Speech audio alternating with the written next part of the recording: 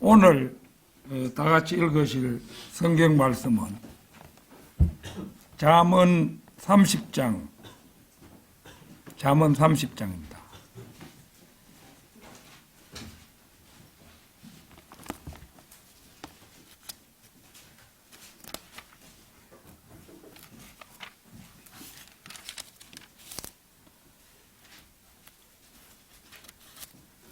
잠언 30장 7절에서 9절까지 말씀입니다.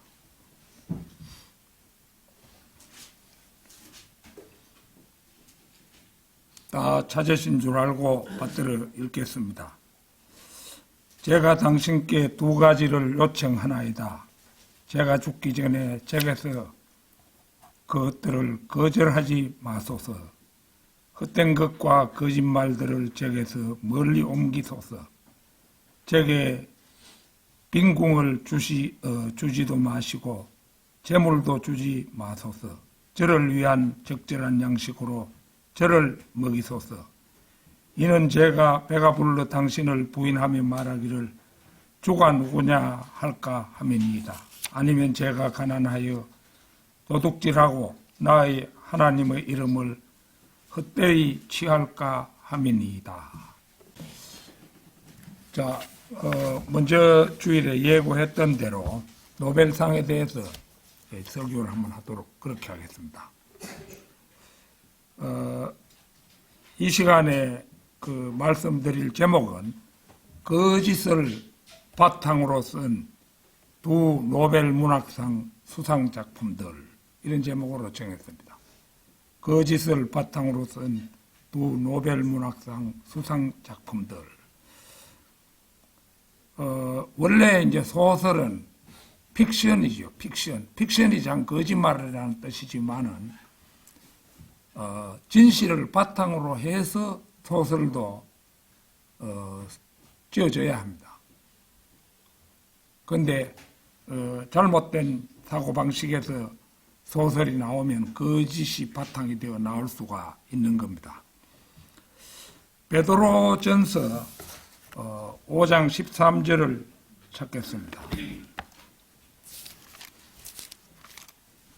베드로전서 5장 13절.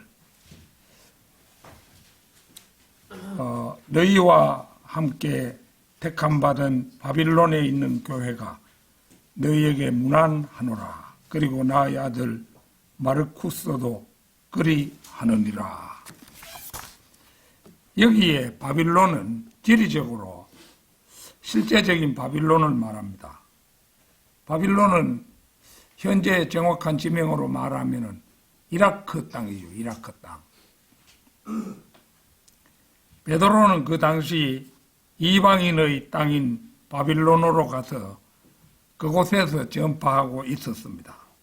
그곳에는 구원받은 유대인들과 이방인들의 교회가 있었습니다. 베드로는 그곳에 가서 사역하고 있는 중에 여기 베드로전서 말미에서 이 편지를 쓰고 있는 중인 것을 우리가 성경 말씀을 통해서 알 수가 있습니다. 리빙 바이블은 베드로가 로마에 있었다는 가톨릭 측의 주장을 뒷받침하기 위해 바빌론을 로마로 변개해 놓았습니다.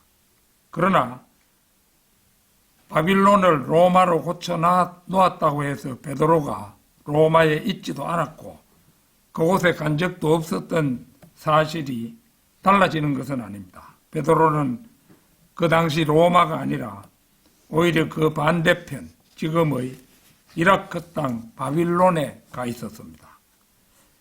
로마 가톨릭은 베드로가 로마에 있었다고 억지 주장을 펴면서 이 구절을 근거로 내세우지만, 그러니까 바빌론이 로마라는 거죠. 이 구절은 오히려 베드로가 로마에 없었음을 입증하는 근거 구절이라고 할 것입니다. 베드로가 바울과 함께 로마에 체류했을 뿐만 아니라 로마에 교회를 세우는 등 활발한 포교 활동을 벌이다가 네로 치하에서 순교했다고 주장하는 로마 가톨릭 측은 베드로의 무덤 역시 로마에서 발견되었다고 헛소문을 퍼뜨리면서 바티칸의 총본산이라고 할 수 있는 생 피에트로 대성당은 바로 베드로의 무덤 위에 세워졌다고 허풍을 떨고 그것이 고고학적으로도 입증이 되었다고 억지를 부립니다. 그러나 베드로가 네로에 의해 로마에서 십자가에 거꾸로 매달려 순교했다는 이야기는 친 로마 가톨릭 사가였던 터툴리아누스에 의해서 처음 제기되었고 베드로의 무덤에 대한 고고학적 증거라는 것도 사실은 로마 가톨릭 사제였던 가이우스가 거짓으로 날조해낸 것에 불과했습니다. 베드로가 로마에 가지 않았다는 증거는 성경적으로도 확실합니다. 우리가 조금 전에 찾아본 베드로전서 5장 13절이 그 가장 확실한 증거라고 하겠지만 이치적으로 보아도 사도 바울은 이방인의 사도로 하나님께서 정하셨으나 베드로는 이방인의 사도로 하나님의 임명을 받지 않았습니다. 그뿐만 아니라 바울이 쓴 로마서도 그 분명한 증거가 됩니다. 우리가 잘 알다시피 로마서 16장에는 로마에 거하고 있는 일일이 셀 수 없을 만큼 이제 많은 이들에게 안부를 전하고 있습니다. 그 로마서 16장을 읽어보면 그 이름 있는 사람은 별개로 쳐도 그 교회에 이제 성도들에게 안부를 전하는 이런 구절이 여러 곳에 나옵니다. 이래서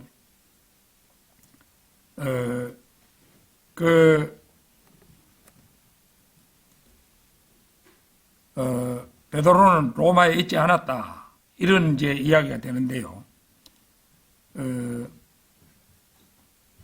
만일 그 당시에 베드로가 로마에 있었다면은 사도 바울이 베드로에게 다른 성도들에게는 다 안부를 전하면서 베드로에게 안부를 전하지 않을 리가 없죠.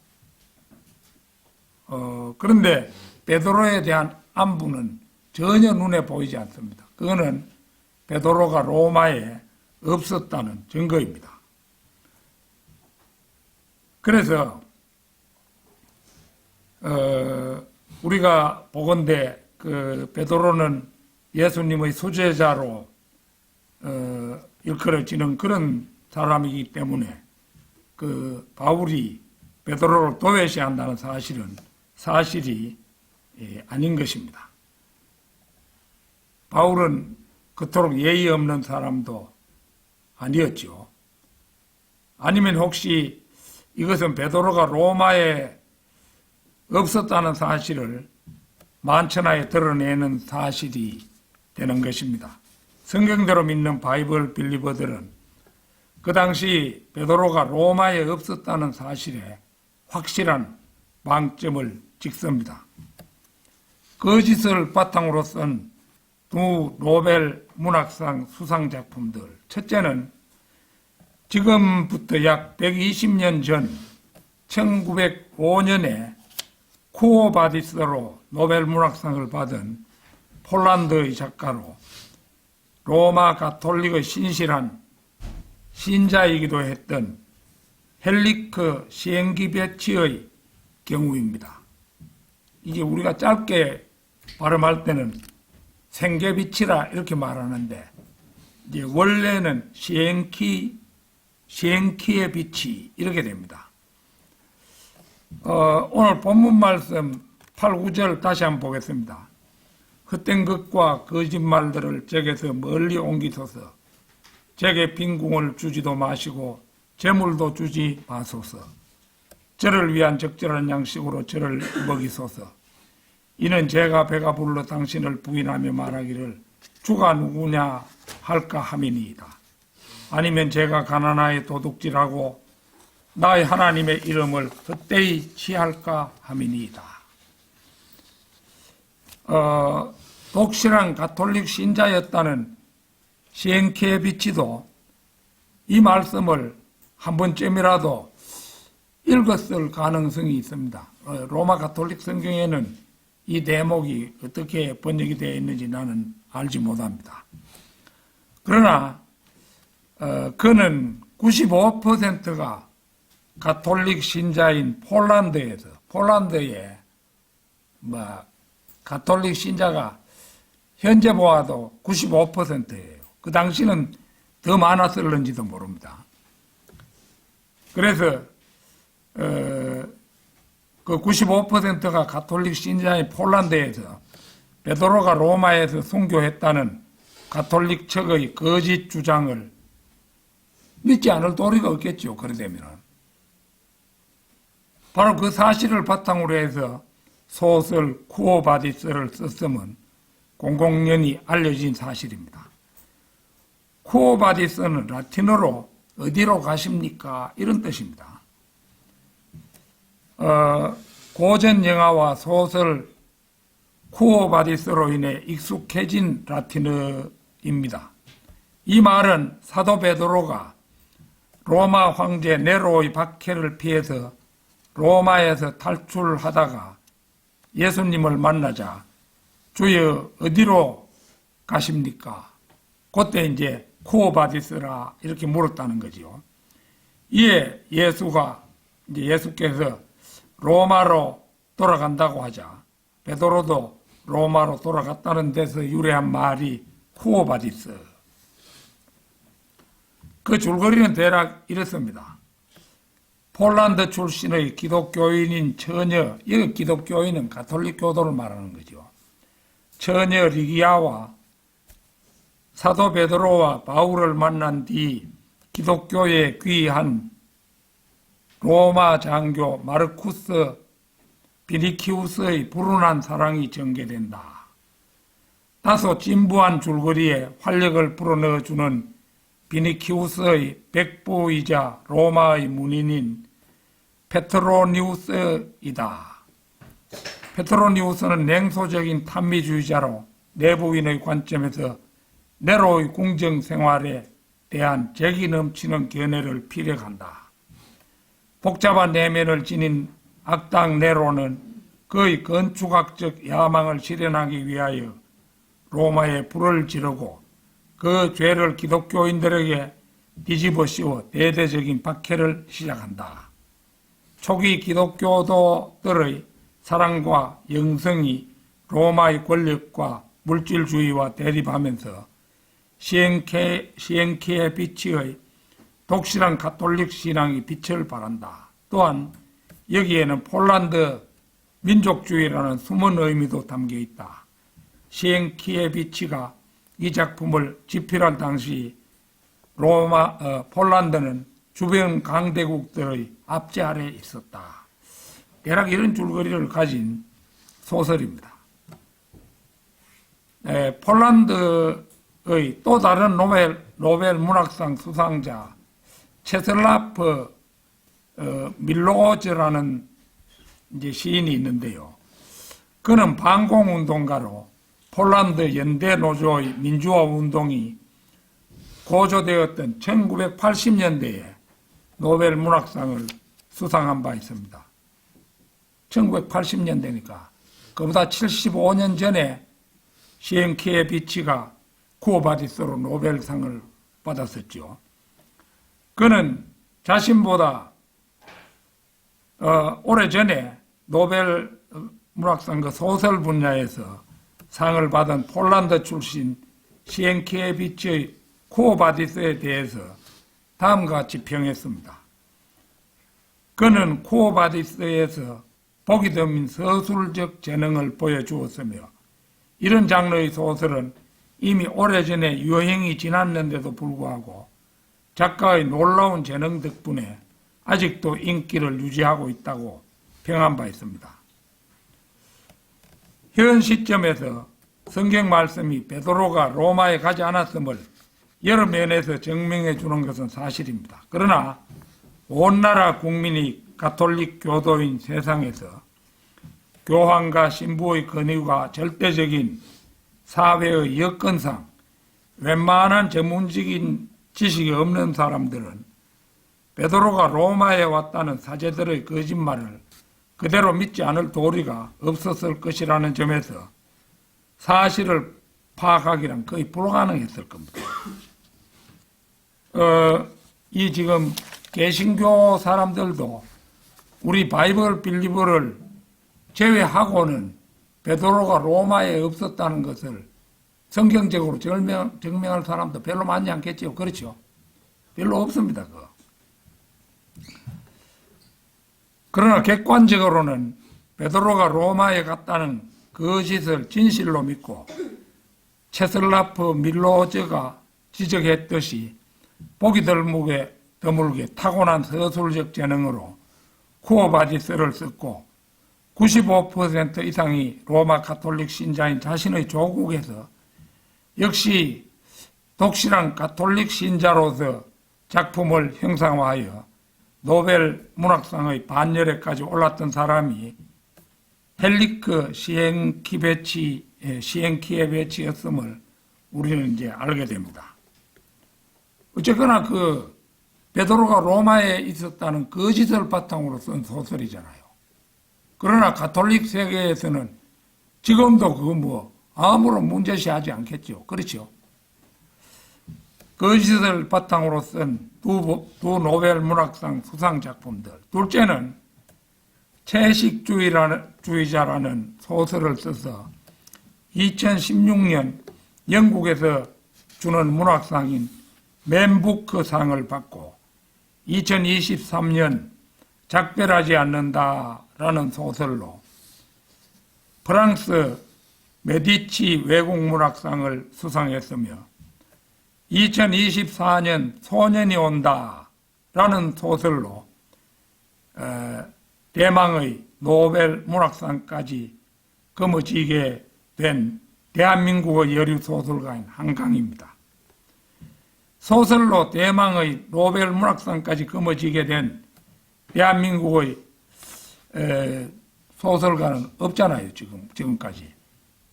우리는 좀 전에 제가 한창 그 혈기왕성하던 시절에 우리나라의 작가 이문열이 노벨 문학상 수상할 만한 제목이다 이렇게 알려졌습니다. 그래서 그때 프랑스에 그 이문열의 소설이 번역이 되어서 나왔는데 프랑스에서 이문열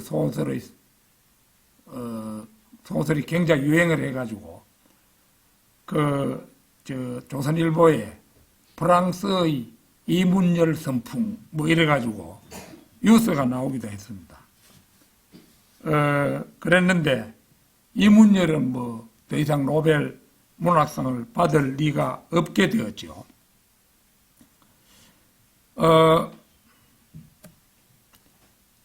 대한민국의 여류 소설가인 한강은 그 무슨 종교를 믿는지 나는 정확히 알지 못합니다.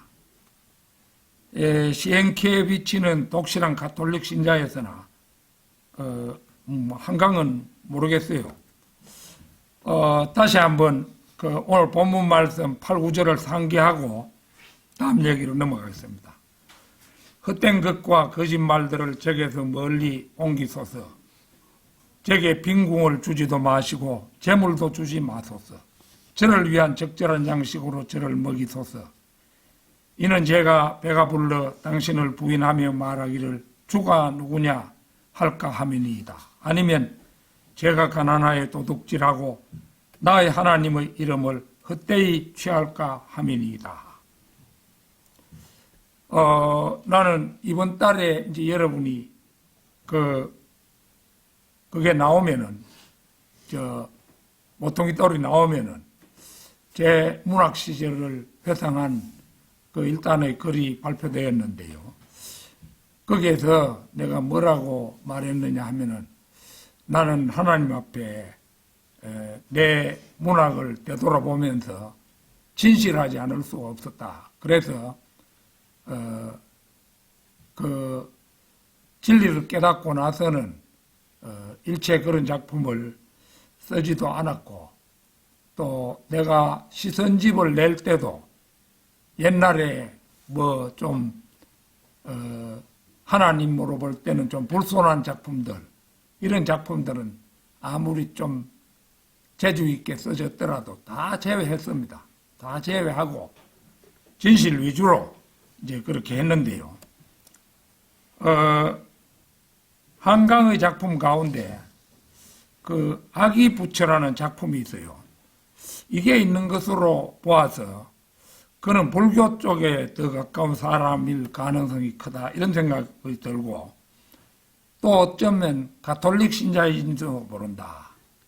가톨릭 신자들은 그 보면은 뭐 우상숭배 이런 거 자신들도 그 마리아 상인이 이런 우상숭배를 하기 때문에 부처 같은 거 이런 걸 거부감을 느끼지 않는 사람들이 가톨릭 신자입니다. 그래서 그는 어쩌면 가톨릭 신자인지도 모른다. 따라서 그녀는 아마도 10중 8구는 조금 전에 읽은 이 거룩한 말씀, 잠언의 말씀을 읽어본 적이 없을 것이라, 이런 생각이 듭니다. 소설 소년이 온다, 노벨 문학상 수상작이 된 소년이 온다 줄거리는 이렇습니다. 중학교 3학년이던 소년 동호는 친구 정대의 죽음을 목격한 이후 도청 상무관에서 시신들을 관리하는 일을 돕게 된다. 매일같이 합동분향소가 있는 상무관으로 들어오는 시신들을 수습하며 죽음, 죽음은 죽음 이렇게 쓰면은 죽은 시체를 말하죠.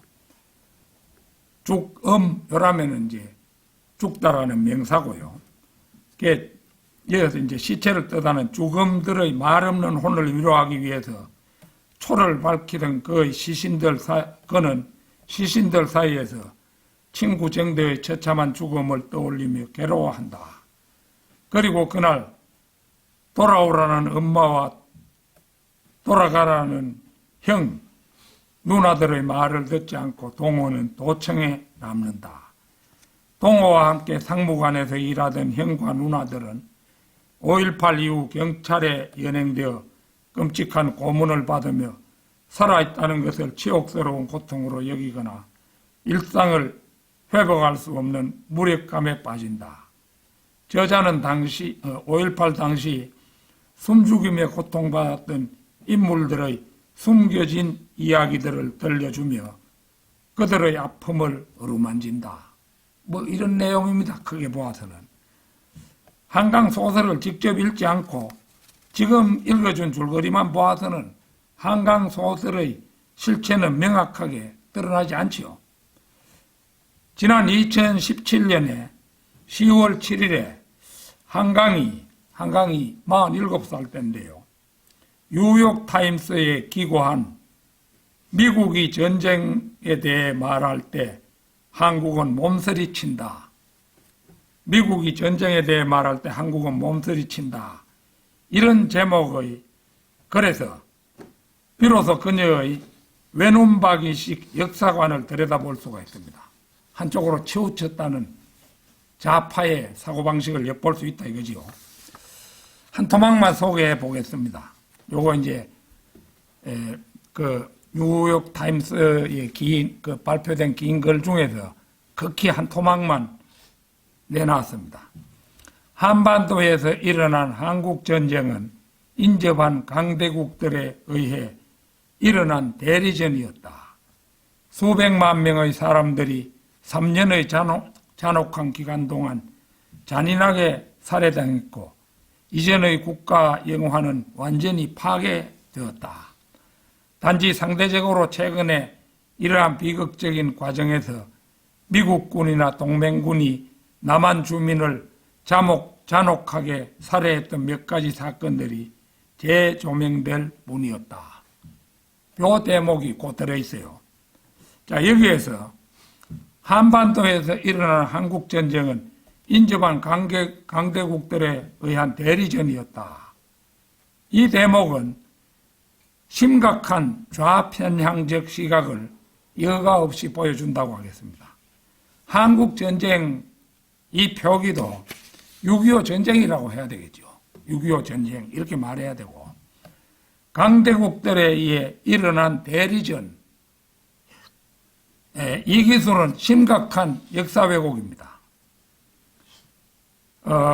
1950년 김일성이 소련의 공산주의 독재자 스탈린에게 받은 탱크들을 몰고 소총만 들고 지키던 38선을 이제 우리 군인들은 소총을 들고 겨우 지키고 있었어요. 38선을, 그때 38선이었죠. 파죽지세로 밀고 내려온 명명백백한 남침 전쟁입니다. 남침 전쟁인데 강대국들에 일어난 대리전이었다. 완전히 틀린 말이죠.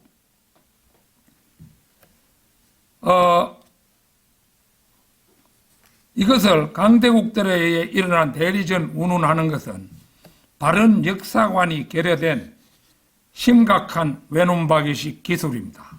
오히려 미국군은 그때 다 철수하고 없다가 죄 없는 양민을 학살하기 위해 건너온 군대가 아니라 대한민국의 자유를 수호하기 위해서 이역만리 태평양을 건너온 은인 이상의 고마운 군대였고, 우리가 현재 누리는 자유민주주의도 바로 이들의 덕분이면 두말할 필요가 없습니다. 이들이 아니었다면 벌써 우리나라는 공산화 되었겠죠. 6.25 때 전황 그 지도를 이래 보면은 최후의 순간에는 낙동강 그 외관 정도의 방어선에서 부산까지 고개만 남아 있는데, 이제 이 동쪽으로도 안강까지 들어왔어요. 안강까지. 북한군이요. 북한 계려군이 안강까지 들어오고, 내가 처가가 마산이기 때문에 그 가서 내가 들은 바 있는데, 이 서쪽으로도 마산 진동이라는 데까지 공산군이 들어왔어요. 그러니까 뭐 조금만 남아 있는 거예요. 그런데 거기서 이제 메가더 장군의 인천 상륙 작전이 있었고, 이렇게 해가지고 이제 미군들과 이제 국군이 그 반격을 가해가지고 이제 거의 통일될 뻔 하다가 또 밀려가지고 현재 휴전선이 생기고 이렇게 되었잖아요. 그러니까 이 미국이 인민을, 우리 한국 국민을 학살하기 위해서 여기 왔다. 그건 틀린 말이죠. 물론 학살한 경우도 있습니다. 뭐냐 하면은 후퇴하는 사람들 가운데 첩자들이 자꾸 박혀 있는 거예요. 이래가 할 수 없이 미군이 이제 쏘아 죽인 사례도 있어요. 있는데, 그것은 이제 그걸 가지고 동등하게 북한군이 살해한 그것과 동등하게 취급해서는 안 되죠. 그래서 미국군이나 동맹군이 남한 주민을 잔혹하게 살해했다는 기술은 이제 입이 다물어지지 않습니다. 도대체 이런 시각이 대한민국에서 초등학교와 중고등학교 교육을 거쳐서 대학까지 간 사람의 사고 체계로는 납득이 가지 않는 대목이 아닐 수 없습니다. 아마도 이러한 외눈박이식 시각은 좌편향 작가인 아버지 한성원의 영향이 컸을 것이라고 짐작이 됩니다. 물론 3년 1개월간의 전쟁 중 노건리 사건 같은 미군의 중대 학살도 있었습니다. 그러나 아무런 전쟁 준비 없이 평화롭게 살고 있는 대한민국을 탱크를 앞세워 침략하여 남한 주민을 노건리 학살보다 몇백 배 더 많이 학살한 군대는 누가 뭐래도 북한 인민군들입니다. 남한 내 공산주의 좌파의 특징은 외눈박이식 시각으로 남한 내에서 있었던 사건들은 침소봉대하고 북한 공산당의 양민 학살이나 얼마 전에 있었던 김정일 시대에 있었던 300만 명에 이르는 아사 사건 이런 것에 대해서는 입도 뻥긋하지 않는 것이 이 좌파들의 특징입니다. 소설가 한강의 소년이 온다에서 그녀의 편향된 시각이 가장 적나라하게 드러난 사례는 5.18 광주 사태입니다. 좌파들은 이 사건을 5.18 광주 민주화 운동이라 하는데 한강 역시 이쪽을 따릅니다. 그녀는 국가 권력이 죄 없는 강주 시민을 학살했다는 일관된 시각을 가지고 소설을 썼습니다.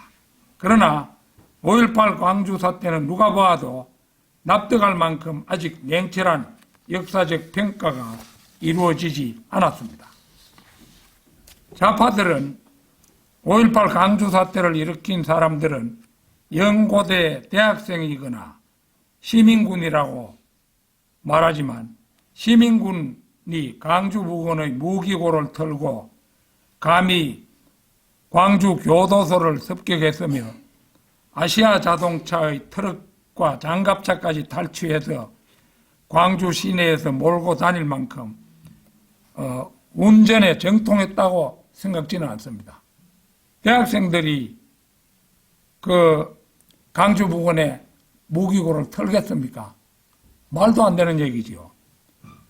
지금까지 대학생들 데모가 많이 일어났지만 서울에 무기고를 턴 사건이 있습니까? 없잖아요. 또 서울에 있는 그 교도소를 습격한 적도 없고, 그 다음에 이제 뭐 장갑차를 어디에서 탈취해가지고 몰고 다녔다 이런 거 없잖아요. 그거는 그 특수한 형편이 있었음을 말해주는 겁니다. 그래서 오히려 권영해 안기부장, 전 안기부장이죠. 그 다음에 지만은 이런 등등의 연구가들이 주장하는 대로 북한 특수군이 침투하여 5.18 강주 사태를 일으켰다는 보고가 설득력이 있다고 저는 생각합니다. 당시 사태를 진압하기 위해 동원된 계엄군은 M16 그 소총을 소지하고 있었고 시민군은 강주 인근 무기고에서 탈취한 켈빈 소총을 소지했던 것으로 알려졌는데 당시 죽은 광주 시민들이 얼마냐 하면은 116명입니다. 이 116명 중에 75%가 무기고로부터 탈취한 켈빈 소총에 희생되었다는 사실은 뭘 말합니까? 바로 계엄군의 시민들 모두가 희생되었다는 좌파들의 주장이 허구임을 말해주는 증거가 아닙니까? 당시에 계엄군은 M16만 소지하고 있었기 때문입니다. 5.18 광주 사태가 일어난 지 1980년이니까 40년이 넘게 흘렀죠. 44년 정도 흘러갔는데요. 순수한 시민군이 일으킨 사건이 강주 민주화 운동이 떳떳하고 옳다면은 4,346명에 이르는 5.18 유공자 명단부터 공개할 수 있어야 하고 4,346명이 유공자에 해당한다 이겁니다. 그 업무도 국가기관인 보훈처에서 모든 업무를 관장해야 할 것입니다. 광주시에서 유공자들을 모두 관리하고 재판도 광주 법원에서만 받도록 한다는 것은 옳은 법의 공정한 집행이라고 할 수가 없습니다. 그리고 후손들에게 강주 사건 강주 민주화 운동 유공자들 후손들에게 이제 모든 공무원 시험에서 10%의 가산점을 주어서 일반 젊은이들이 밤잠 안 자고 공부해도 합격할 수 없도록 하고 있는 불공평한 현실은 하루 속히 바로잡아야 할 그런 문제입니다. 도대체 10% 가산점을 두다니 그 말도 안 되는 얘기죠. 10% 가산점을 주자면 독립운동했던 사람도 다 줘야지요. 국가유공자 자녀는 다 줘야 되는데 왜 광주 사태에 했던 그 공로자들에게만 준단 말입니까? 5.18 강주 사태의 본질을 밝히는 일에 분골쇄신한 지만원이라는 사람이 있었습니다. 5.18 강주 민주화운동을 폄훼했다고 강주로 불러서 재판도 하기 전에 폭도들을 방치해서 린치를 가하게 하고 지금도 그는 고령의 몸으로 형을 선고받고 감옥에 갇혀 있습니다. 민주주의 사회는 어떤 사건에 자기 주장 자신의 견해를 가진다는 것은 지극히 당연한 일이요. 누구도 침해할 수 없는 권리가 아닙니까? 호남 출신 정동일 전 문바이 주재 한국 총영사는 바로 아랫께에 이렇게 말했습니다. 한강 노벨문학상 수상자가 반미 촛불 시민이었다니 안타깝다.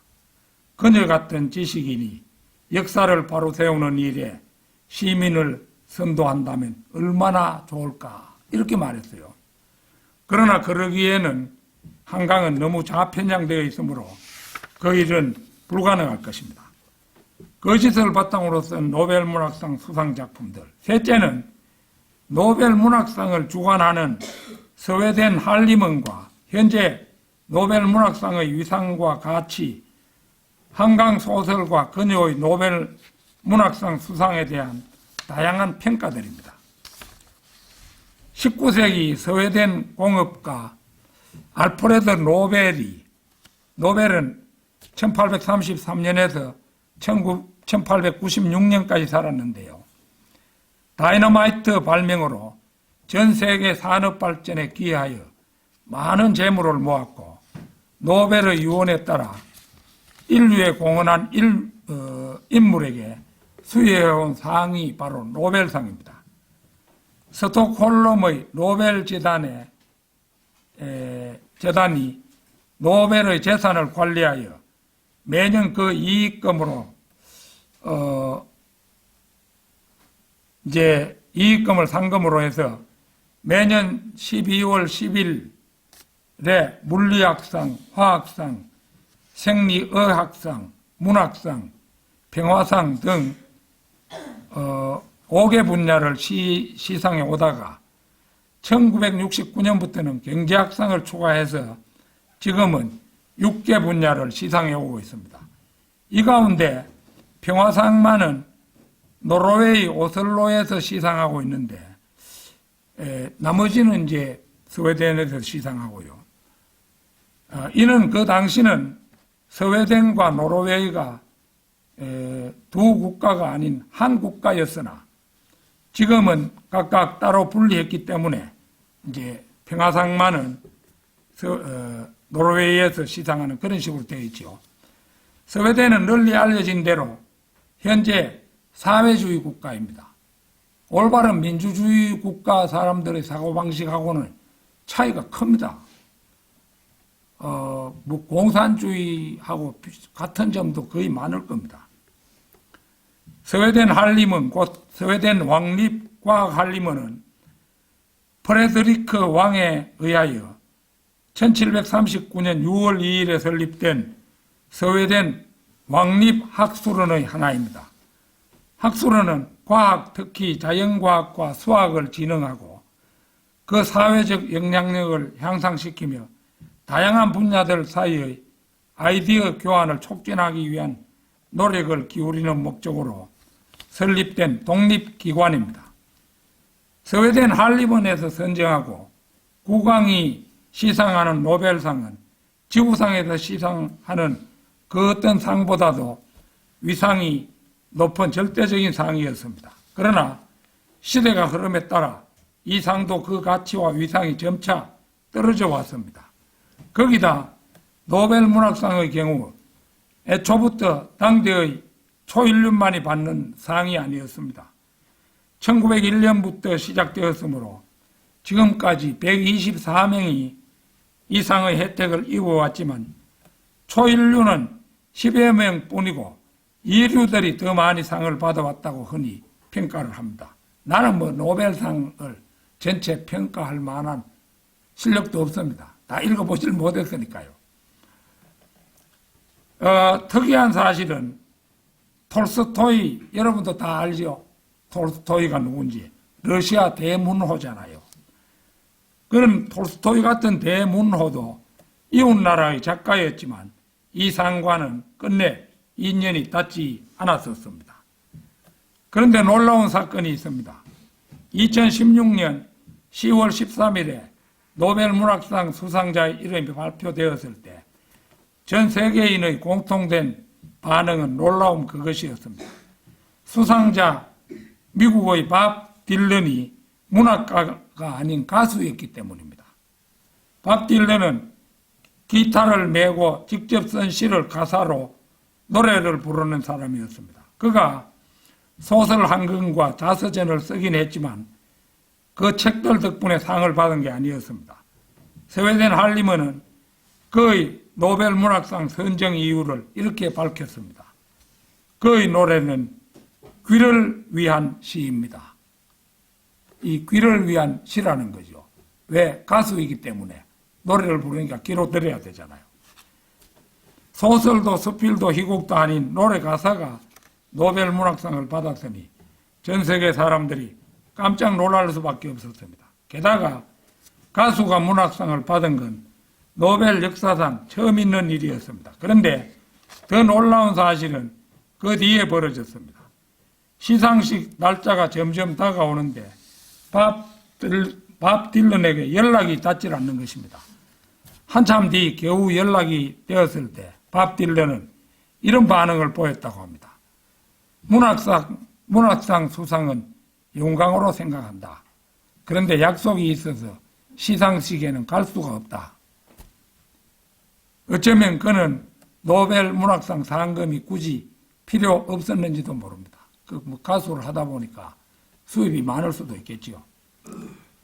얼마 전 김규나라는 여류소설가는 한강은 대한민국의 탄생과 존립을 비판하는 작가라며 그녀의 노벨 문학상 수상은 국민이 대로할 일이라고 비판한 바 있습니다.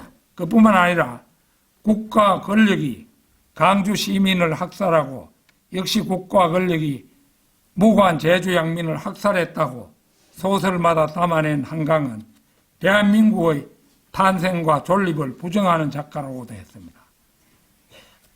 이런 한강 작가에게 역사적 트라우마를 직시했다고 칭찬하며 노벨상을 준 스웨덴 할리먼 노벨 문학상 심사위원들도 대한민국의 존재를 부정한 셈이라고 날이선 비판을 가했습니다.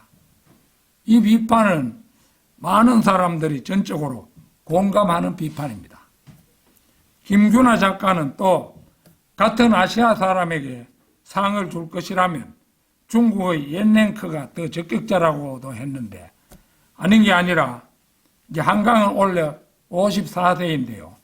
원래 66세인 옌랭크는 중화인민공화국의 작가로 허난성의 가난한 농민가정에서 태어나 1989년 해방군 예술대학 문학과에 입학했으며 군 복무 중에 틈틈이 창작활동을 펼쳐 작가로서의 명성을 쌓기 시작했다고 합니다.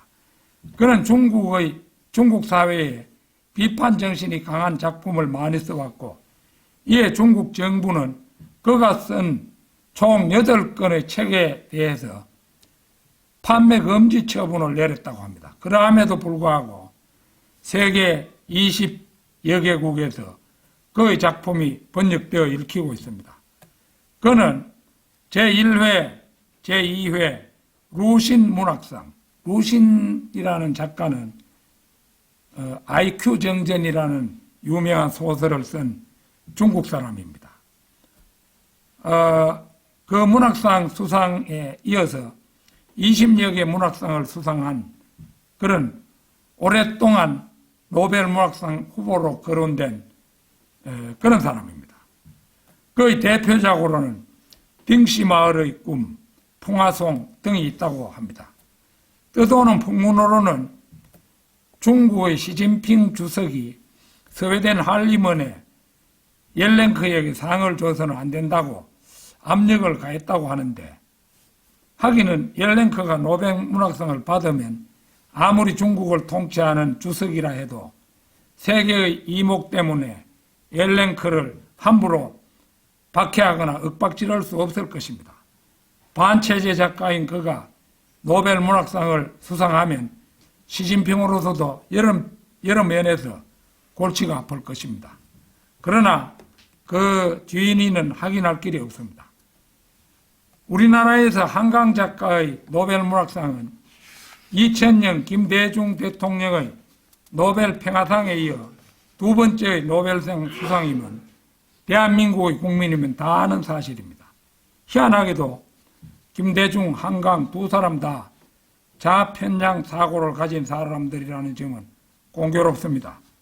당시 김대중 대통령은 햇볕 정책을 내세워서 평양을 방문하여 김정일과 회담함으로써 6.15 선언이라는 공동 선언을 했습니다. 그리고 그는 서울공항에 돌아와 이제 전쟁은 없다라고 선언했고, 북한이 핵을 개발하면 내가 책임지겠다고 호언장담하기도 했습니다.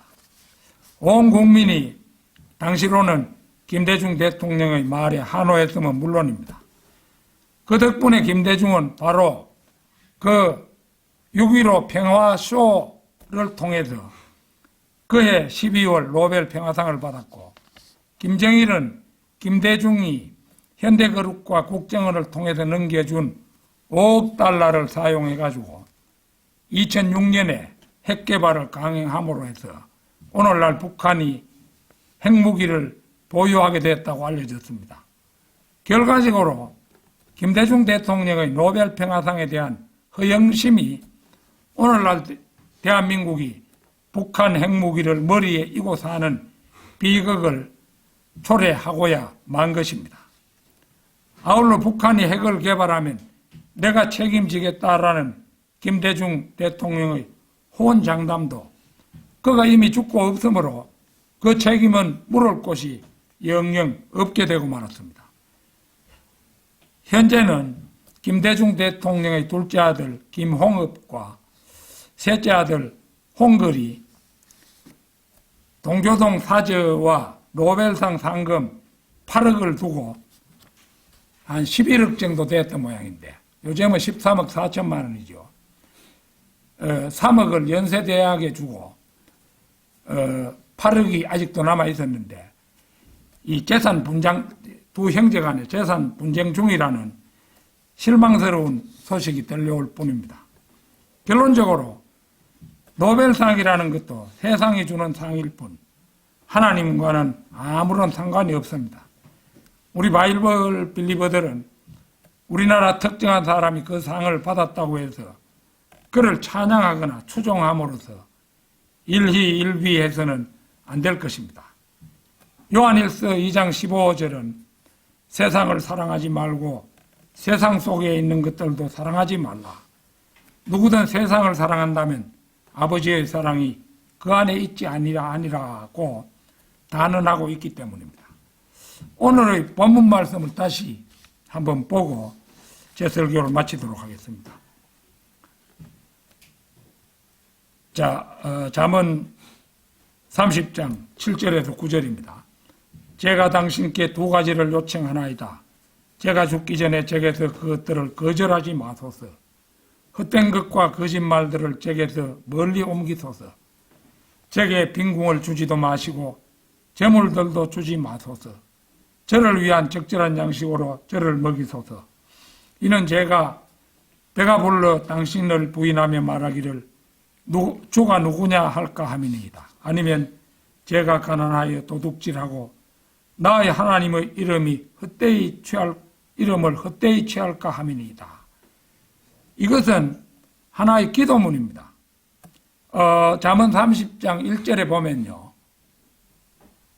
야케의 아들 아굴의 말씀들